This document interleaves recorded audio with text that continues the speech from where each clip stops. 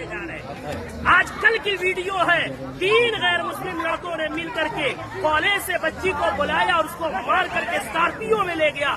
3 दिन रेप किया और रेप करने के बाद उसके जिस्म को सरेआम ले करके फेंक दिया। आए दिन ये खबरें आ रही हैं।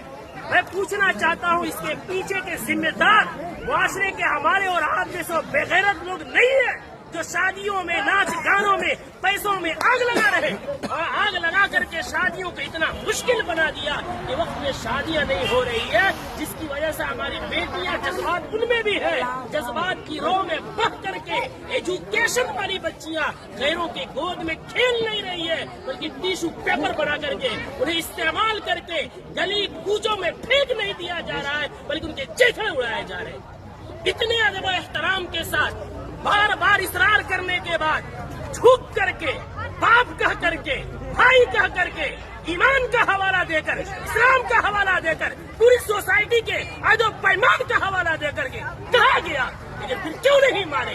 जुर्रत की बात है, हिम्मत की बात है। आखिर वो हिम्मत आई कहाँ से कि पूरा मुआशरा बाइकाट कर रहा है? आप ना चला रहे हैं, चौक पे नचा रहे हैं, पूरा बस्ती इस गुनाह से बचना चाहता है।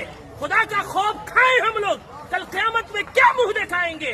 पूरे गांव में नचाते हुए लेकर आते हैं, मस्जिद के सामने से लेकर आते हैं, पूरे गांव में। ये क्या है? इसको जिद नहीं कहते हैं तो और क्या कहते हैं? इसको हठधर्मी नहीं कहते हैं तो क्या कहते हैं? कौन है वो मौलवी, कौन है वो आलिम दीन जिसने कुरान और हदीस पढ़ा है और इतनी सख्ती से मना करने के बाद उस मजलिस में, उस शादी में नाच गाना हो और वो निकाह पढ़ाए, उसका कुरान और हदीस इजाजत देता है? मैं तो एहतराम करता हूँ कि इन्होंने पहले ही जो हमसे मोहब्बत और शफकत के साथ इकरार किया है। कौन है ऐसा जो जिस मजलिस में नाच हो रहा हो, जिस स्टेज में वेशियों का धंधा चल रहा हो, जिस स्टेज में खड़ा हो करके बहनों के पांव में घुंघरू बांधा जा रहा हो, उनके सरों से दुपट्टे खींचे जा रहे हो, जिस निकाह जो इबादत है उस इबादत के अंदर मुआशरे के लंगे या लुफंगे और लवंडे औरतों के पीछे तालियां बजा रहे हो, वो निकाह में किस मौलवी का इल्म इजाजत देगा निकाह पढ़ाने का? कौन सी कुरान इजाजत देगी? कौन सी हदीस इजाजत देगी? यहाँ सब कलिमा पढ़ने वाले हैं। हम मरेंगे, रब के सामने हाजिर होंगे।